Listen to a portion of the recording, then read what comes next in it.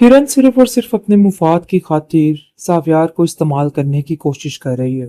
लेकिन इस बात की जावियार को समझ नहीं आ रही कि किरण ये सब कुछ क्यों कर रही है। वो इस बात को बहुत ज्यादा नॉर्मल ले रहा है क्योंकि वो सोहा के बहुत ज्यादा नजदीक और उससे बातचीत आगे बढ़ाना चाहता है, जिसकी वजह से वो ये सब कुछ कर रहा है और किरण पर अंधाधुंध एतबार करता जा रहा है। लेकिन उसको अंदाजा ही नहीं है कि किरण क्या से क्या करने की कोशिश कर रही है और अंदर ही अंदर इसकी जड़ें काटने की भी कोशिश कर रही है। जब इसको अंदाजा होगा तो फिर उसको समझ आएगी कि उसने क्या कर दिया।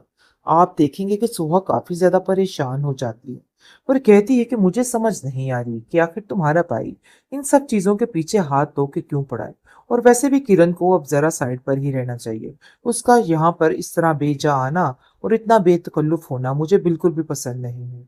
जिस पर आप देखेंगे कि उसको समझाने की कोशिश करती है जिमल और कहती है कि भाई सिर्फ और सिर्फ आपसे प्यार करते हैं। न जाने क्या मसला चल रहा है इनके अंदर या क्या बात है, मुझे कुछ समझ नहीं आ रही। लेकिन यकीन मानो इतना मुझे पता है कि ये जो कुछ भी हो रहा है ये किरण जानबूझ के करने की कोशिश कर रही है। जिस पर सोहा कहती है कि इन सब चीजों के पीछे इसका क्या फायदा हो सकता है। उसको बिल्कुल इन सब बातों की समझ नहीं आ रही। दूसरी तरफ जरका हाथ धो के पीछे पड़ चुकी है सोहा के और कहती है कि मेरी जिंदगी को तबाह करने वाली ही तुम हो। तुम्हारी वजह से ही आज सब कुछ मुझसे दूर हो गया। पहले मेरा भाई मुझसे दूर हुआ और अब तुम असफन साहिब को भी मेरे से दूर करने की कोशिश कर रही हो। जिस पर वो उसको समझाती है कि आप जिस रास्ते पे चल रही है ना, वो रास्ता बहुत गलत है। आपको इस रास्ते से वापिस आना होगा। मैं कभी आपको इजाजत नहीं दूंगी कि आप इस किस्म की हरकतें करके, ये सब कुछ करके शायद दूसरों की नजरों में गिर जाए। मैं आपको इतना बताना चाहती हूँ, मेरी उस घर में जरा सी इज्जत रहने दीजिए। आपकी इन हरकतों की वजह से मैं जलील और रुस्वा होकर रह जाऊंगी। पता नहीं आपको ये बात क्यों नहीं समझ सर उसको काफी परेशान कर रहे हैं और वो काफी ज्यादा टेंशन में है इस चीज के बारे में और समझ नहीं पा रही कि आखिर कैसे इन सब चीजों को हैंडल करे। जिस पर आप देखेंगे कि वो समझाती है, उसकी सास उसको कहती है कि देखो, मुझे समझ नहीं आ रही कि तुम्हें किस तरीके से समझाऊं। मुझे तो यहाँ के हालात इतने खराब दिखाई दे रहे हैं कि तुम सोच नहीं सकती। मैं चाहती हूँ कि तुम अब अपने घर की तरफ ध्यान दो। और वैसे भी तुम्हें मैं कुछ ऐसी बातें बताने जा रही हूँ जिसका मकसद सिर्फ और सिर्फ तुम्हें परेशान करना नहीं, बल्कि तुम्हें आगाह करना है कि ये काम अगर ऐसे हो गया तो तुम्हारे रिश्ते पे कितना गहरा असर पड़ेगा। जावियार कभी भी तुम्हें पसंद नहीं करेगा जब वो जान जाएगा कि उसकी तुम्हारी नन जो है ये इस तरह की फजूल करतूत कर रही है। हमें मिलकर समझाना होगा और उसको सब कुछ बताना होगा। यानी कि जरका जो कुछ करने की कोशिश कर रही है ना, बिल्कुल गलत और बेबुनियाद है। मैं इस चीज में कभी उसका साथ नहीं दूंगी। जिस पर सुहा कहती है कि आप क्यों परेशान हो रही हैं, सब ठीक हो जाएगा, देख लीजिएगा, मुझे यकीन है इस चीज का। आपको जरूर कोई गलतफहमी हुई है।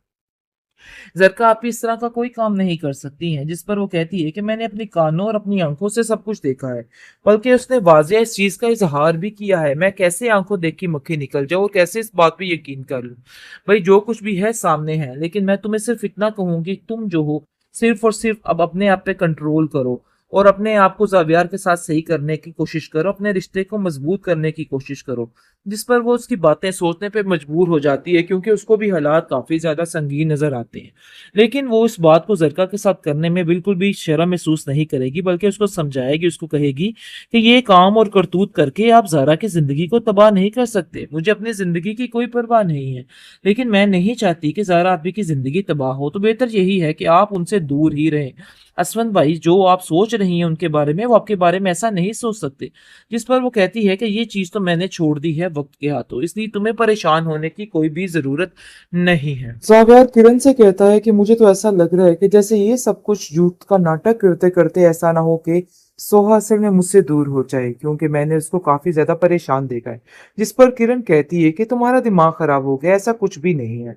तुम इसकी फिक्र मत करो, बल्कि जो कुछ हो रहा है ना वो बहुत बेहतर हो रहा है। लेकिन सोहा वो सिर्फ और सिर्फ जेलिस करने के लिए किरण जानबूझकर ये सारे गेम रचा रही है और जावियार को इस बात की समझ नहीं आ रही।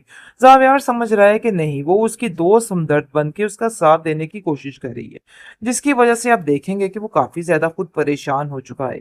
और वो कहता है कि सोहा देखो, ऐसी कोई बात नहीं जो कुछ तुम समझ रही हो। जिस पर वो कहती है कि आंखों देखी मक्खी आखिर कौन निकलता है।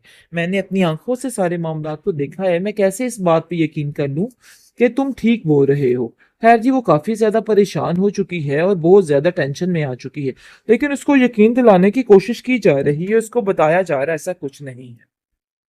दूसरी तरफ ज़ारा इस बात को लेके काफ़ी परेशान है कि ऐसा ना हो कि सोहा का घर उजाड़ के रख दे किरण, जिसकी वजह से सोहा को वो कहती है, बातों-बातों में बताती है कि देखो तुम्हें ख़्याल करना होगा।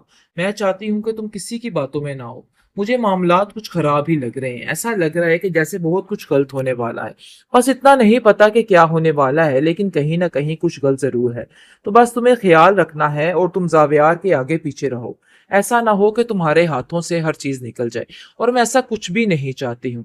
जिस पर वो काफ़ी ज़्यादा हैरान होती है कि ज़ारा कैसे उसके साथ इतनी बड़ी-बड़ी बातें कर रही है, आखिर क्या वजह है? क्योंकि उसको भी कहीं न कहीं शक है कि किरण कुछ ना कुछ करने वाली है और उसके हाथों से ज़ावियार को छीन कर ही दम लेगी, जिसकी वजह से वो सोहा को समझाने पर मशगूल हो जाती है।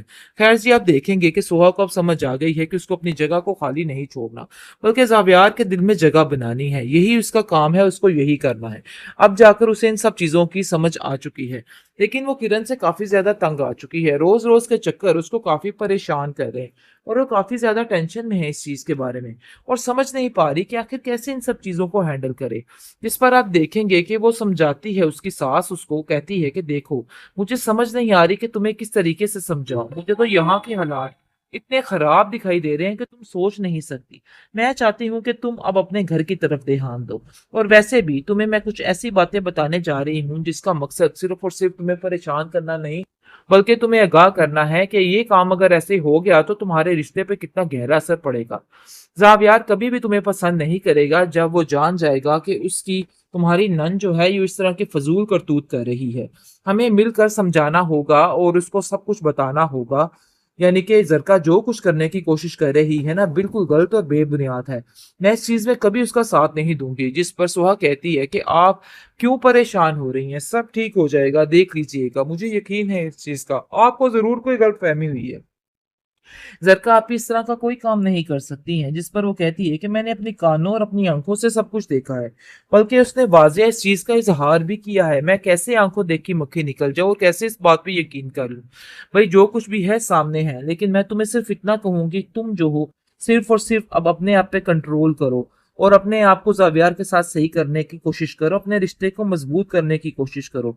जिस पर वो उसकी बातें सोचने पे मजबूर हो जाती है, क्योंकि उसको भी हालात काफ़ी ज़्यादा संगीन नज़र आते हैं। लेकिन वो इस बात को ज़रका के साथ करने में बिल्कुल भी शर्म महसूस नहीं करेगी, बल्कि उसको समझाएगी, उसको कहेगी कि ये काम और करतूत करके आप ज़ारा की ज़िंदगी को तबाह नहीं कर सकते। मुझे अपनी ज़िंदगी की कोई परवाह नहीं है, लेकिन मैं नहीं चाहती कि ज़ारा आपकी की ज़िंदगी तबाह हो, तो बेहतर यही है कि आप उनसे दूर ही रहें। असफंद भाई, जो आप सोच रही हैं उनके बारे में, वो आपके बारे में ऐसा नहीं सोच सकते। जिस पर वो कहती है कि ये चीज़ तो मैंने छोड़ दी है वक़्त के हाथों, इसलिए तुम्हें परेशान होने की कोई भी ज़रूरत नहीं है।